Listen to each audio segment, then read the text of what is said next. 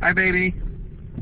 I'm coming home from Illinois, and I'm stuck in it's not a snowstorm, but it's very windy, very, very windy, and the snow's piled up quite quickly, and there's ice built up on the ground already, and it sucks driving. It's very slippery. So here I am, driving. People are going through intersections because they can't stop sometimes, which is dangerous. And I gotta make a turn here. I could walk faster than where we're going. But I thought you'd enjoy the video.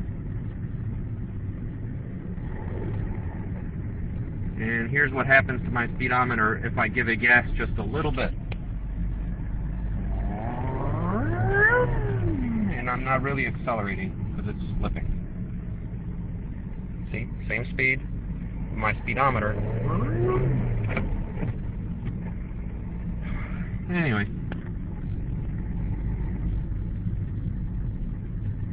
I should be home in about an hour. I'm going to be driving down the country roads.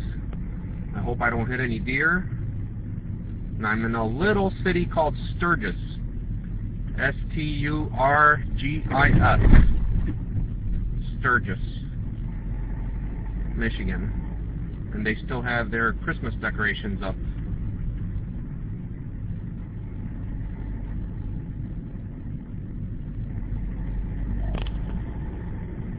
Cool, huh? Oh. They have a little theater here.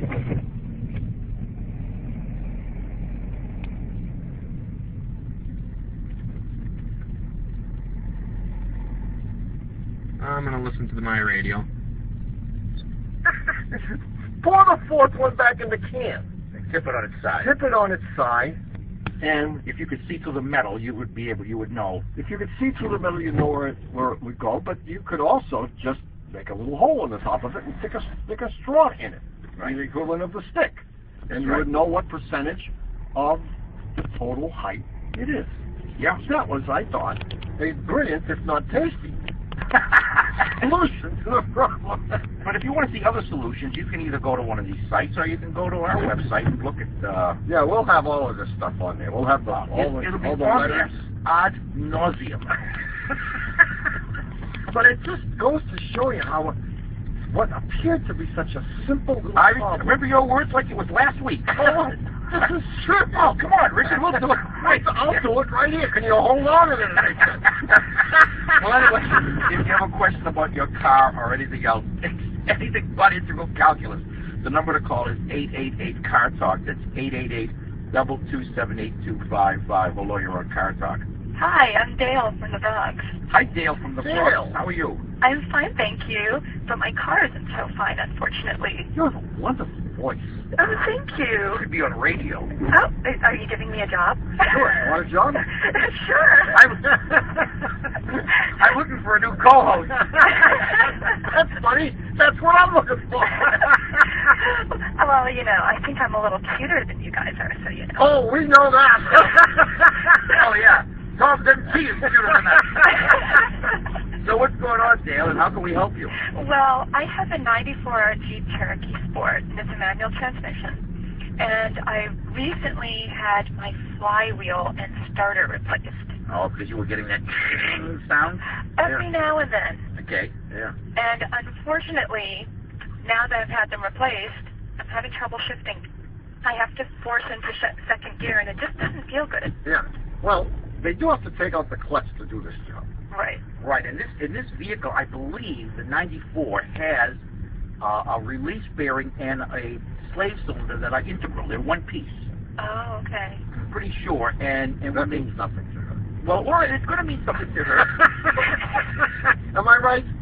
Well, it means a little something. Well, it's gonna mean more and more as time. How much you got time? Can we talk? And when they took out the transmission and obviously removed the clutch to do this, they put this all back together. But in doing so, in removing it, they had to remove the hydraulic line that goes to the clutch slave cylinder, and therefore it would have leaked. And they have to bleed it. They have to get the air out. And it's not so easy to get the air out of these things. There's a whole procedure. In fact, if I'm not mistaken, The first one of these we did. We didn't know. I mean, we bled clutch master cylinders and slave cylinders forever. As you have often said, we learn by screwing up other people's cars. Our customers' cars, not just other people. So we put the thing back together, and you know, one guy gets in and he pumps the clutch pedal a few times. The other guy opens the bleeder and he says, "Okay, did anything come out?" And the other guy says, "No." And they do this, and 4 hours later, when they're still in there, I got a hint that there was something wrong. And there's a definite procedure to bleeding this thing, which I bet you these guys didn't follow. And I bet you they didn't either, and they're trying to give me a song and dance. Where did you have the job done? Oh, at a little garage. Ah. Yeah. So you went to the local guys who were working on your car for some time? Well, I mean, I've had them do.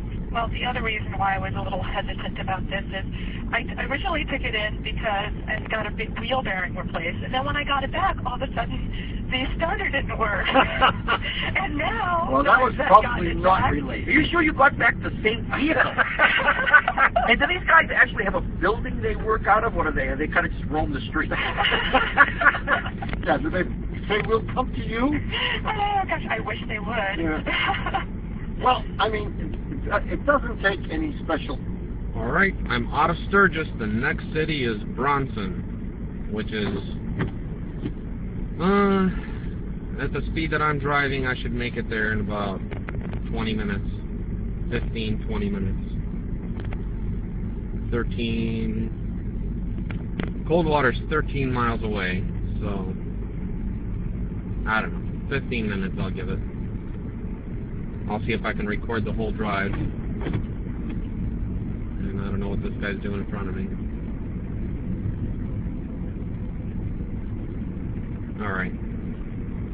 Knowledge to replace a wheel bearing We're or speeding a clutch or a flywheel. Right. But it does take some special knowledge to do the bleeding job. Yeah. Now, you said is second gear really the only gear that's giving you trouble, or is it first and reverse? That was my No, question. it's second is the one that I almost sometimes can't even get it into. Oh, it gives you the most trouble. Right, but third and fourth sometimes Okay, too. that makes much more sense. And would it make sense that if the car is warmer, it'll shift easier? Yes. Oh, well, you know, I'm rethinking this now. I'm going to take a slightly different tack from my brother. I'm going to disagree with him completely. I'm agreeing with you, so you're disagreeing with yourself. I'm just going to disagree with myself. No, I think they might have done something as simple as putting the wrong transmission oil in the transmission. Oh. Yeah, well, that is a possibility. Too high a viscosity oil. They might put the wrong stuff. I don't know what this calls for. It may even call for, believe it or not, automatic transmission fluid.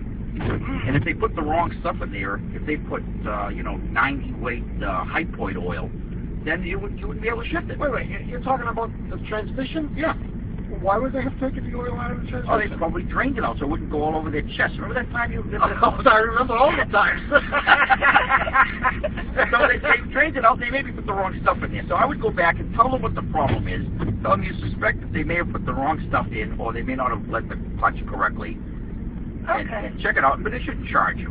Okay. If they want to charge you, call us back. We'll call them. See you, Dale.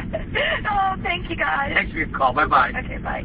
1-888. A sweet young thing. Yeah, that's why they took advantage of it. 1-888. Car Talk. That's 888-227-8255. Hello, you're on Car Talk. Hi, this is Ian, and I'm calling from San Antonio, Texas. Hey, Ian, what's shaking, man? Oh, not much. I have a BMW 740iL.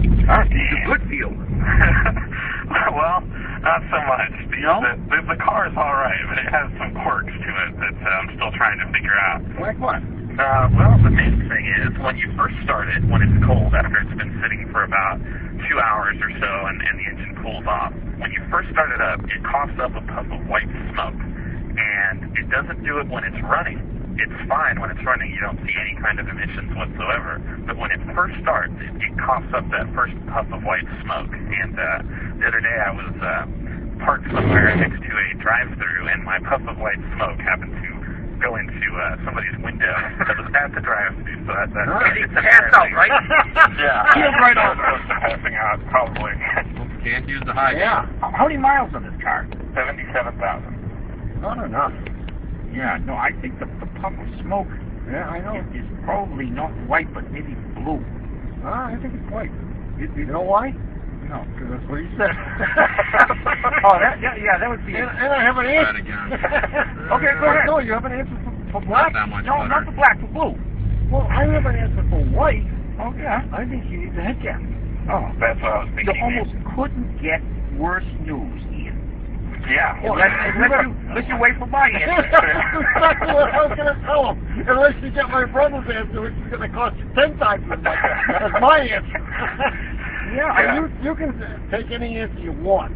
Well, I think it's more likely to be rings. Yeah, and that's Sorry. cheaper? No, I'm saying you couldn't have a worse answer than mine.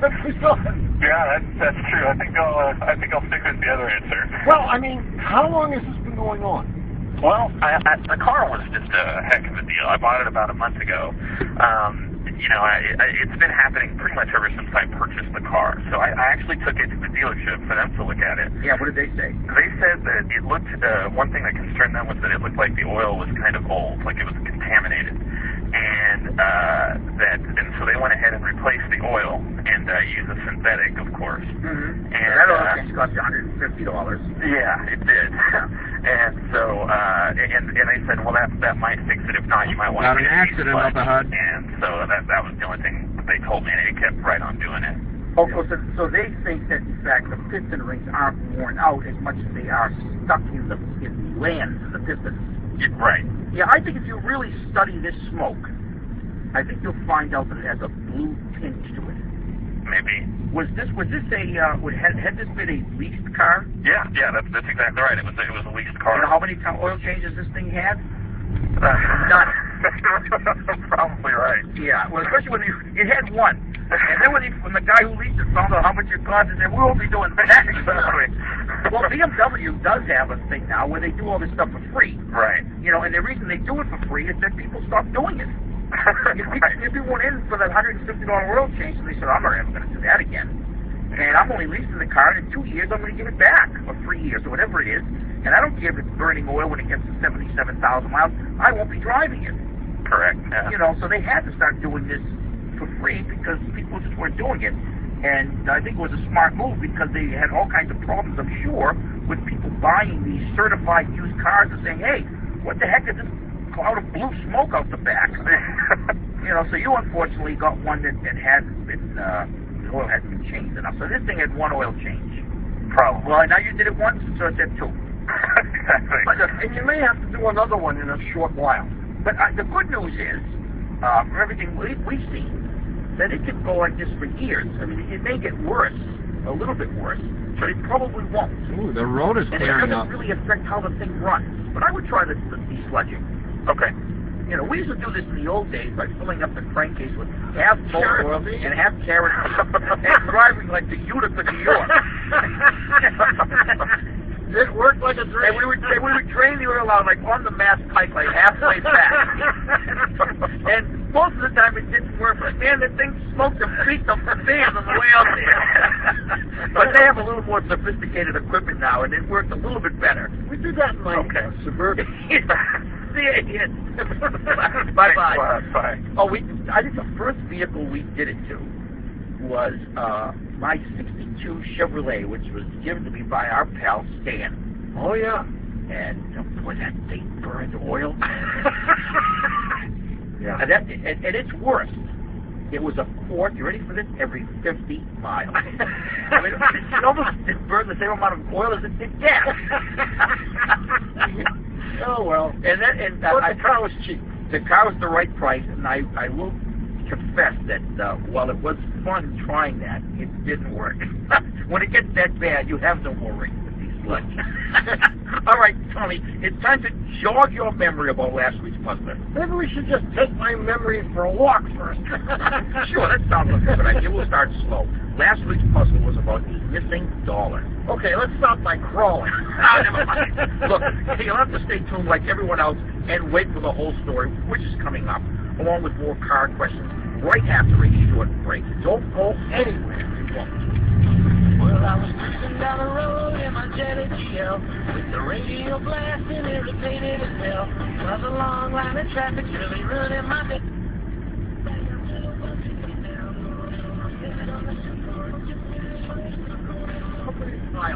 Yeah. with us, Click and Clack, the Tappet Brothers, and we're here to talk about cars, car repair, and of course the answer to last week's puzzler. And a great puzzler it was. Let's see. Here it is. There's this fellow who owns a record store in town, and he hires some friendly-faced high school kids to work on Saturdays, and he says to me, look, I've got one little extra thing for you to do. I've got some used records, some old 45s that I'm selling for my friend Sam. There are 2 piles here. There are 30 records in each pile. You got that? The kid says, yeah, 30 records in a pile. Now, the records in the first pile are 2 for $1. In the other pile, they're 3 for $1. Can you handle this, kid? The kid says, no problemo. These are 2 for $1. The other ones are 3 for $1. Jonah says, and by the way, keep the money separate so I can give it to Sam. Put it in this cigar box. The kid says, okay. At the end of the day, Jonah comes back to the store and finds that all of Sam's records have been sold. Yeah. He opens the cigar box where the kid put the money, and as you would expect, there's $25 in there. Why? Because the 2 for $1 one sold for a total of $15, right? Yeah. And the 3 for $1 one sold for a total of $10. $25. Yeah. Well, as luck would have it, encouraged by the sale of these records that evidently nobody really wanted, Sam shows up next week with 60 more records with the same instructions. 3 for $1 in one pile, 2 for $1 in the other pile. The kid says, look, I noticed last week that people were taking 3 records from one pile and 2 records from the other. So how about if this week I just sell them all at 5 for $2? Makes perfect sense to me. Jonah says, why not? So at the end of the day, the owner comes back, there's $24 in the cigar box. He says, hey, you're missing $1. The kid says, no, I sold all the records. Jonah says, look, you're missing $1. There should be $25. I'm going to hear it from Sam. That chiseling old skinflint's going to want $1 from me. The question is there a missing $? And where is it? Yeah. How sweet it is, huh? Well, there is a missing $, and there is. There's $1 less than last week. There's $1 less, and the kid didn't steal it. The kid didn't steal it. And you know what happened? The bell. Oh, somebody went off the road. Well, the kid had 2 for $1 and 3 for $1. Piles, yeah. Right? So the first pile of records, they were half $1 a piece, right? And the second pile, they were $1/3 of $1 a piece. And what the kid did is he added the numerators and he added the denominators too. Yeah. So he added 1 and 1 and got 2. He added 2 and 3 and got 5. He came up with 5 for $2. But in doing so, he changed the price. See, the first pile of records was they were 50 cents a piece. Yeah. Okay. And the other records were 33 1/3 cents a piece. But making the 5 for $2, he made them 40 cents a piece. Yeah. And let's see what happens if he had, the first day he sold them, he had 25 transactions. But the second Saturday, when he mixed them all together and he sold them at 5 for $2, he only had 12 transactions. Well, 5 times 12 is 60. He sold all 60 records. Right. After the first 10 transactions, he had sold 50 records. Right? Yeah. For $20. Yeah. He had 10 records left.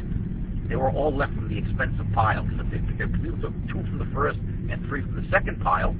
Yeah. And he sold those last 10 records at 5 for $2. And he got $4 for those last 10 records. Yeah, too bad. And he should have gotten $5. And there's the missing $. And but he made the mistake of averaging something that he shouldn't have been averaging. Yeah. Or at least he got the wrong average. He got the wrong average. Right. Instead of being 40 cents a piece, they should have been 41 2/3 cents a piece. They should have been 5 for $2.08. And it becomes, if you want to do it, it becomes really graphic if you make one pile 2 for $50 and the other pile 3 for $1. Yeah, then you know the difference. Then you'll find out what happened. Anyway, wow. Was there a missing $? I spent. My brother calls me. When he has these puzzles, he calls me at about 10 o'clock at night. And he says to me, what's the mathematical reason that this doesn't work? So I stay up until 3 o'clock in the morning trying to figure out where the algebra is wrong or where the arithmetic is wrong. And I can't find anything really wrong. No, the kid didn't do anything wrong. He didn't do anything wrong. So except by adding 3 for $1 and 2 for $1, it sounds so good. It still sounds good. Still sounds good. Who's our winner? The winner is Sally Lukes from San Diego, California. And for having her answer selected at random from all the correct answers that we got, Sally's going to get a $26 gift certificate to the Shameless Commerce Division at cartalk.com, where she can get a set of Car Talk reusable grocery bags. Yeah, I mean, instead of advertising the name of your supermarket on your reusable shopping bags, why not advertise your terrible taste in public radio programs? Why not? Actually, it's not that bad. No, on one side of the bag, in big letters, it says, my other reusable bag is from a good NPR show. Well, that set of Car Talk reusable shopping bags can be yours, if you want them, for being this week's puzzle winner. Now, if you didn't win today, don't fret. We have a brand new historic and folkloric whatever puzzler. I got 5 miles before I get home. Stay tuned. In the meantime, if you have a question about your car or anything else, give us a call. The number is 888-CAR-TALK. 5.2 miles. 278-255. Hello, you're on Car Talk. Hi there, this is Rick from Pittsburgh. How are you doing? I'm doing well. Good. What's up? I got a question for you guys. Yeah. I've been carpooling to work with a coworker for about a year now. Driving a Toyota Corolla, and the drive to work is about 100 or 110 miles a day. You're driving? The Corolla's yours? The Corolla is mine. Okay. Right, we switch back and forth. So you drive half a week, he drives half the week? Yeah, exactly. So on Wednesday you drive in and he drives back? Well, we work 4 days a week, so that works out. Okay, got it. Works out. Yeah. So about a month ago, I started getting some wheel vibration. And I also was getting, the car was pulling to the right anytime I'd go over 60. This is pretty much all interstate miles. Yeah. So to make a long story short, I eventually had to take it to the dealership. They told me I had 3 warped rims and 4 bad tires. This is after about 30,000 miles on these tires. So the dealership said they were able to beat out the rims. I did end up having to pay for 4 new tires and get a new alignment. So the wheel vibration has stopped, but the car is still pulling to the right. So my question for you guys then goes back to the fact that the guy that I commute with is a real big guy. I weigh about 180, I guess. I don't know this for sure, but I guess he's about twice my weight, probably about 6'3", 6'4". It's obviously not a real comfortable ride. Oh, he should be strapped on the roof. Yeah, well, maybe. I don't know. So my question is, could this weight differential be causing some of these problems I'm having? You think he weighs twice as much as you? Is that what you said? That's what I would guess, yeah. That would be 360, Rick. Yeah, about 350 is what I would guess. Oh, he's a big... So how do you get him in and out of the car? Yeah, I get a stick of butter and usually works. So, but it pulls to the right whether he's in the car or It not. pulls to the right regardless of whether he's in the car. And I noticed when he gets in, there's an obvious shift in kind of the balance of the car towards the passenger side. Oh, yeah, the whole planet shifts. Yeah, right. No, and I can see that it might pull to the right when he's in the passenger seat. Mm-hmm, right. But if he's not there... But if he's not there, it shouldn't pull to the right. And there's no way that his weight could have done anything like bend the frame or, throw anything so far out of alignment that it can't be corrected. I'm guessing they just didn't align it correctly. You think? Yeah, I think. I think so, too, because alignment is what makes it pull. Right. As long as you're sure that the air pressure on all the tires is right. Yeah, I've been, real careful. I check it every time I get gas. Okay. Take it back to the guys who did the alignment and tell them they didn't do it right. Okay. All right. Please. All right. And also, so my question is, is this car, should I be fine driving this compact-sized car with the big guy? I'm in the market for a new car, so when I go out to look, should I be looking for something to step up? I'm commuting a lot, so I want to keep the gas mileage good. Well, you should get something that's commensurate with his weight, like an F-350. I think that's what that means, right? About 10 miles a gallon up. No, there's no reason why this car can't be okay. I think the thing that's most likely to suffer from his presence is the seat. Okay, all right. But the rest of the car is steel, man. It's heavy duty, and it's mother-in-law rated too. You can put a couple of mothers-in-law on the back, and they can amount to 700 pounds themselves. Yeah. All right. So I think it should be okay. And don't forget, if you bend up the wheels too, you might have to call into question the great driving you do.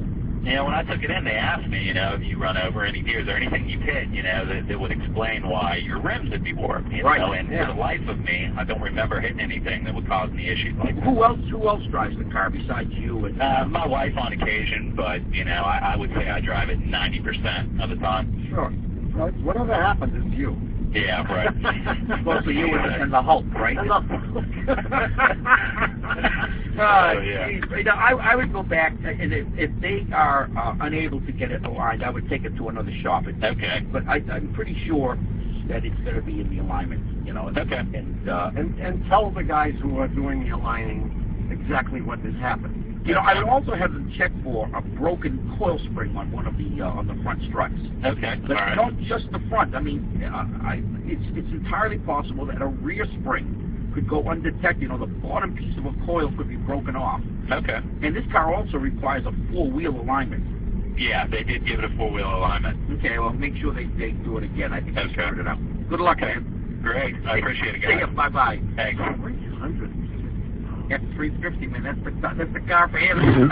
888 Car Talk. That's 888-227-8255. A lawyer on Car Talk. Hi, my name's Rebecca Spencer, and I'm from Portland, Oregon. No last. Hi, Rebecca S. You should never give your last name because you never know where the conversation's going to go. Oh, my goodness. You know, I mean, anything could happen. Right, it might be an ex-husband, an ex-boyfriend. You know, So Rebecca has nothing. Her life is an open book. that's what she thinks. She has nothing to hide. We all have our dirty little secrets. Yeah, we're about to find out. And what's yours, Rebecca? It's just between you and me. Oh, man. So go ahead, tell us your story. I drive this 84 BMW, and it's a 325e, two-door, and it's black. And I have this noise when I go into reverse. It just started. It goes, it's kind of like a revving noise, and it's not super obnoxious. And it's a similar noise that's going in forward now, but it's really, really subtle. And I hear it at, like, lower speeds. I don't know if it's because when I'm on the freeway, you know, it's just, you don't hear as many things. Okay, but this is a stick shift. Yeah, And when you say, when you put it in reverse, or you go in reverse? when I'm going. When you're moving. Yeah, Right, so as you put it into reverse, there's no noise. yeah, no noise. It's once you let up on the clutch and you start moving Yeah. that you hear. It's when the clutch is out and I'm actually moving. And does it speed up as you move faster? No. And it goes, ooh, ooh, and now it's happening forward and reverse? Well, it's more of a kind of, not so much of a, like, underwater noise, but kind of And a it's rubbing not, noise. it's not related, the frequency is not related to the speed of the car? No, No, no. I believe that. Now, this can't be the only noise this car has. Actually, that's pretty much the only noise. Actually, the owner was ex-boyfriend that I had. Oh, We're still friends. see, how did we know we were going to get into the area of exploitation? Wait, how did you wind up in the car? We're still friends. He's had it since '85, and he's really, he's a perfectionist type person. And how long has That's he why had? you dumped him? No.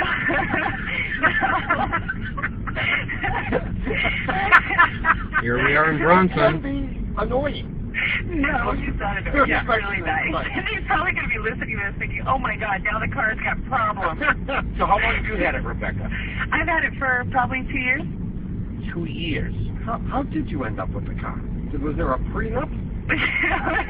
Well, he's really a sweet guy. And I had this 64 MG B. Yeah. And it, you know, I was going to college and it was really cold in the wintertime. So he had this BMW hanging around. So he just, here, go ahead and take it. Yeah, just hanging around my foot. He wants an excuse to be able to call you. Right? He needs an excuse to call you. Well, they are good friends. Yeah. Yeah. How long has it been since you broke up with Frank? I broke up with Frank. Ernie. What's the result? Probably about 8 months ago. 8 months? Yeah. I don't think it's over. Yeah. Well, I think. Oh, no. You do? I think he's a special person. He's ready to move on, I think. Oh, I don't think so. Yeah. I think so. Oh, I think so. Is he a perfectionist? Yeah. He ain't ready to move. Can we get back to business here? How long did you go out with him before you broke up? Probably about 3, almost 4 years. Woof. Yeah. One long time. Here's my recommendation. Kill me. You give him the car. That'll get rid of everything.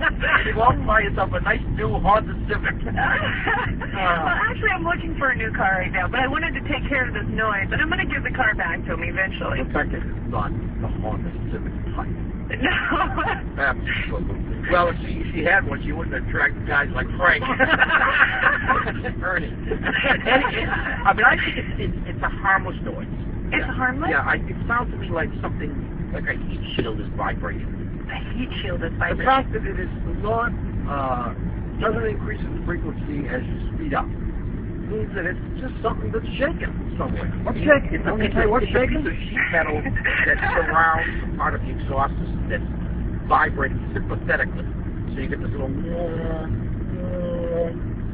and it'll, I bet you can get it to do it even if the car is moving. I'll bet you the same thing.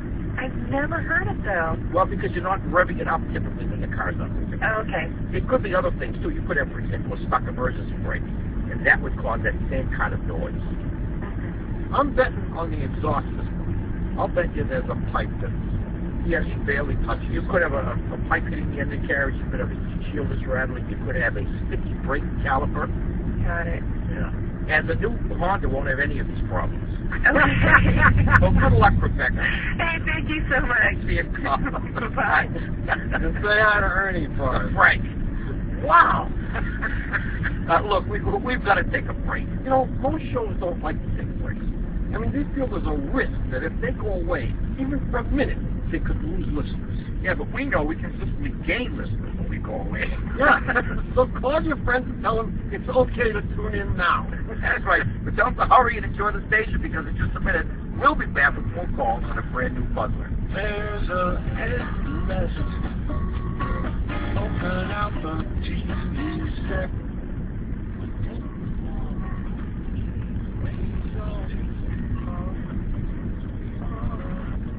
So far as when I'm We're back. You're listening to Car Talk with us, Click and Collect, Tappert Brothers, and we get to discuss cars, car repair, and the new puzzler. And I think The new historic folkloric. yes, it's historic, it's folkloric, it's automotive. Hopefully not idiotic or pathetic. And there you go. Anyway, this was sent in by Laura Adams. This took place, this little story, she can't tell us, it took place in the early 70s during the first gas crunch, when there were long lines at gas stations and Toyota started looking really good to people who owned Detroit gas guzzlers. Yes. And she says, my friend Mary Ann lived in a rural neighborhood in upstate New York, and someone was sneaking around late at night in the inky shadows, siphoning gasoline while the honest people were asleep. Yeah, well, anyway, Mary Ann and the sheriff got together and hatched a plan to catch the thief, and it involved using Mary Ann's car and its full tank of gasoline as the bait. And unlike lots of her neighbors, she did not yet own a locking gas cap, so her thing was very siphonable. And the idea was not to catch him with a secret alarm or by, hidden cameras or wrapping the car in flypaper or anything like that, but just by allowing him to steal the gas and take it home for use in his own car. The thief did strike and siphon her gas. That was a close call. I could have got in an accident.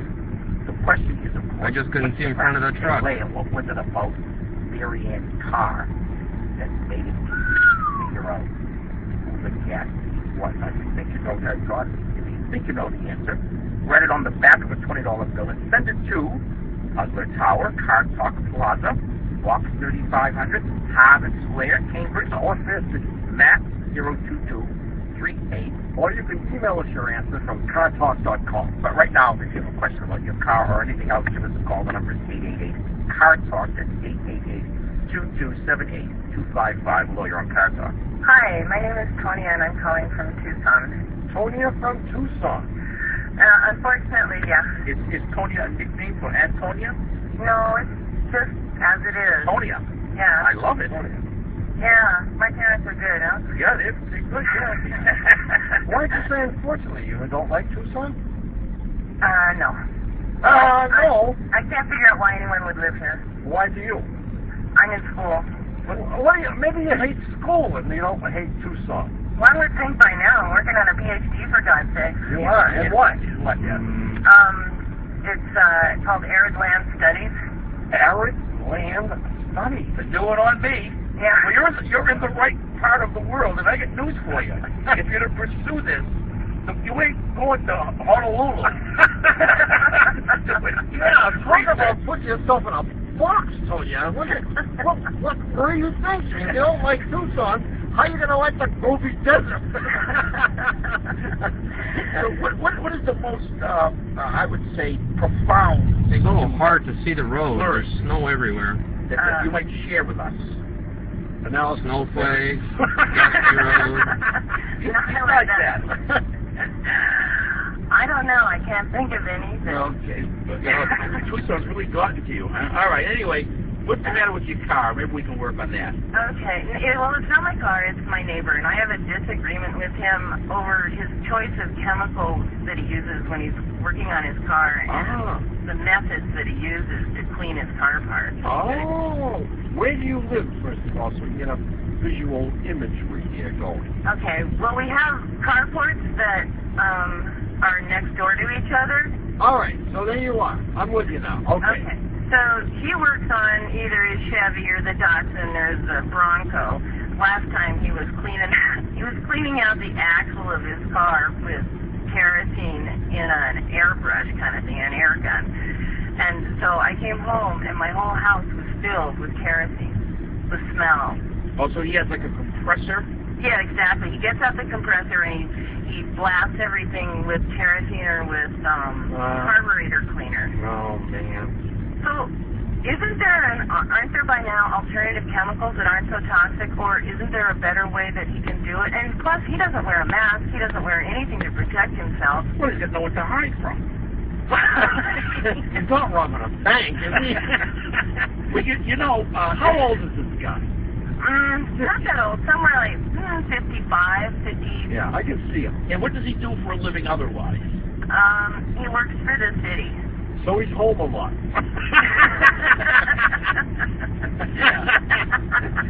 No, actually, where he works a lot. But he's home a lot on weekends.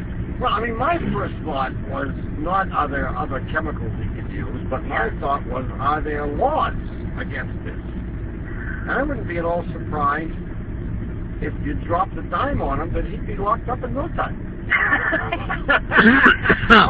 I also do work as a mediator, and I know that's really not a good way to go about it. I don't think that's a good way. I think you should go and talk to him. Well, I like him, and I have. And I read in the label, and I said, Bill, it says right here on the label, do not have prolonged exposure to your skin. And so you shouldn't be wearing those same pants that were saturated with it yesterday today. Yeah, he's a nice guy, and he's... Oh, and I like him, yeah. He's a good neighbor.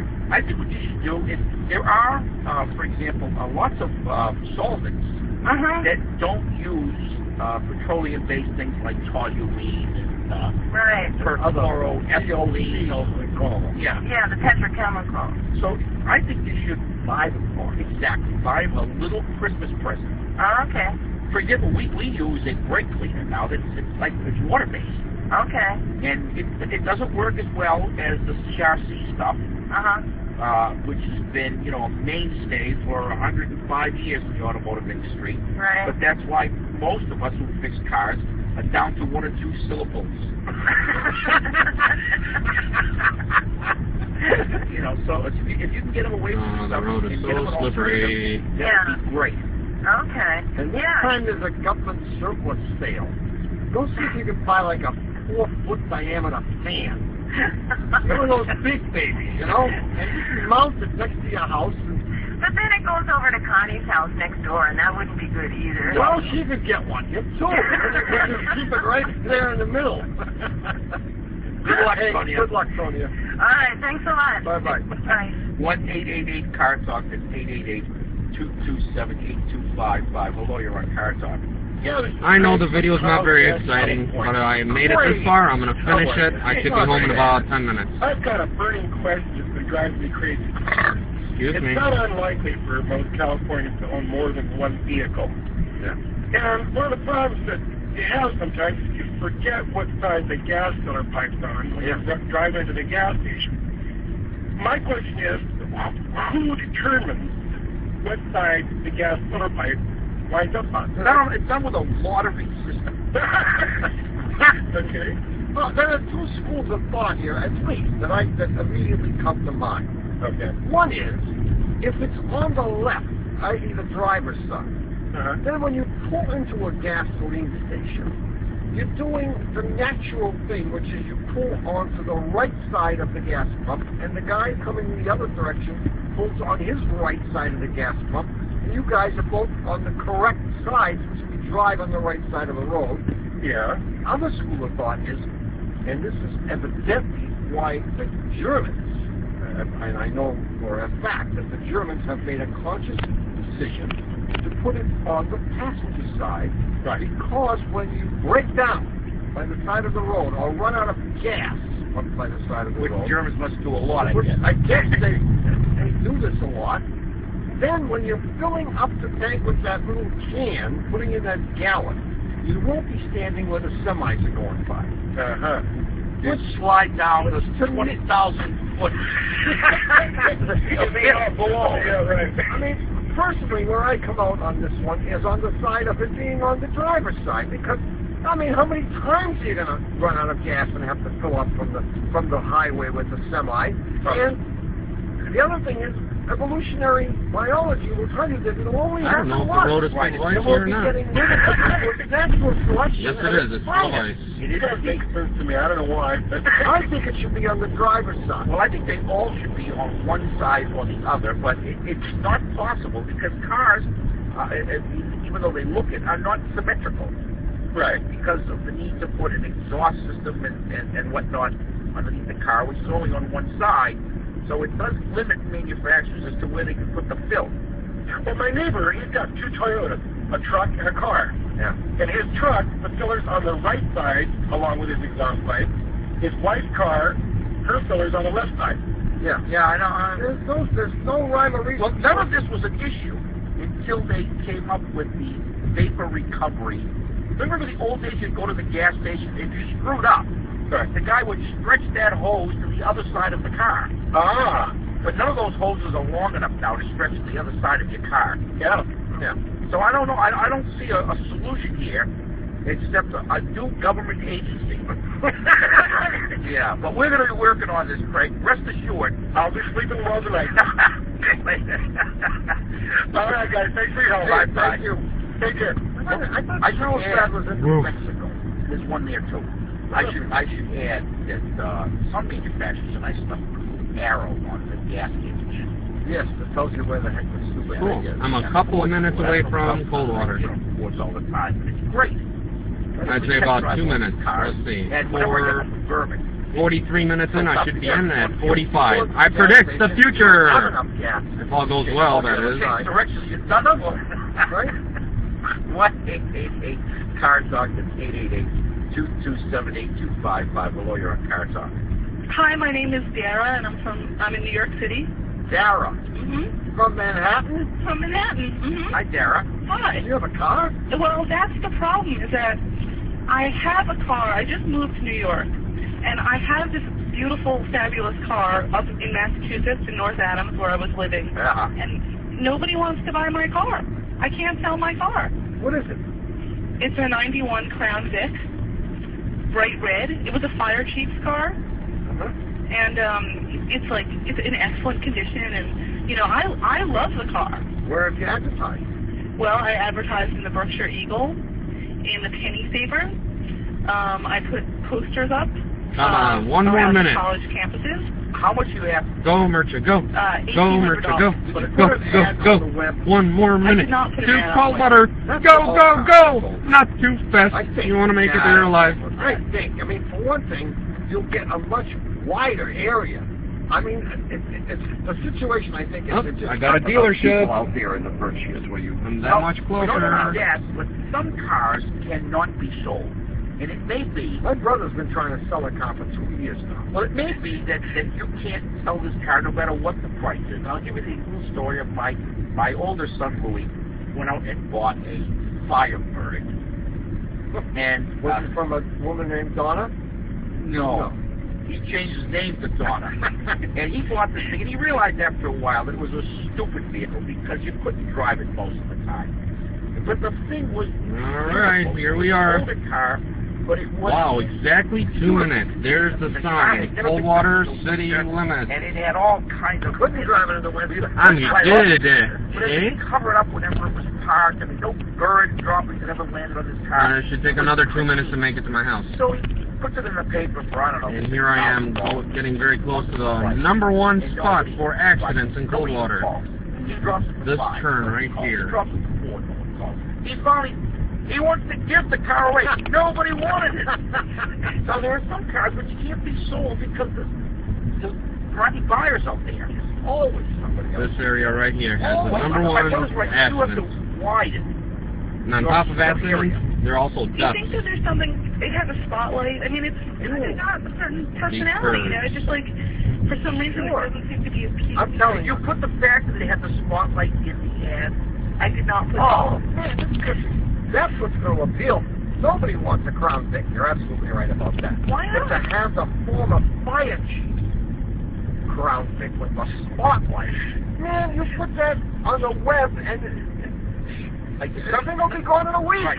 Something's not in The road is a sheet of ice. You're going to have... If I was to hit the brakes right now, I'd probably spin out You're going to widen easily. your area so that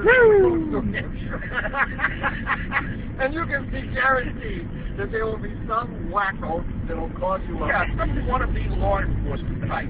Yeah. Yeah, and I think you put it, you advertise this in New Hampshire to be gone today. You know what you could do? Include the hat.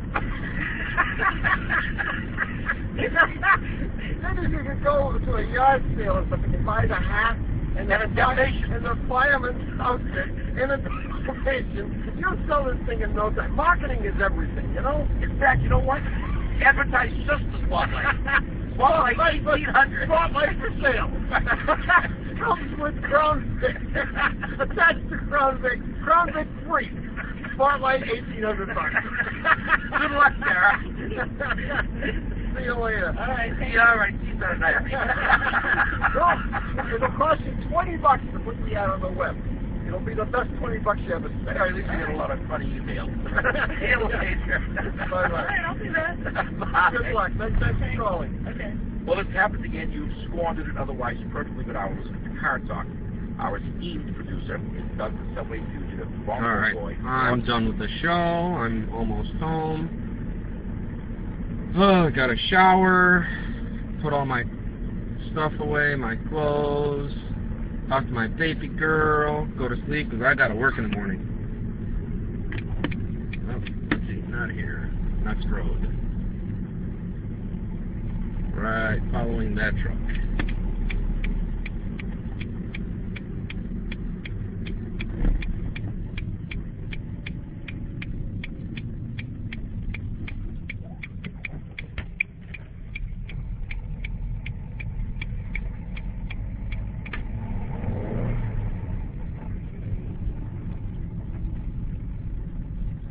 All right. Bye, baby.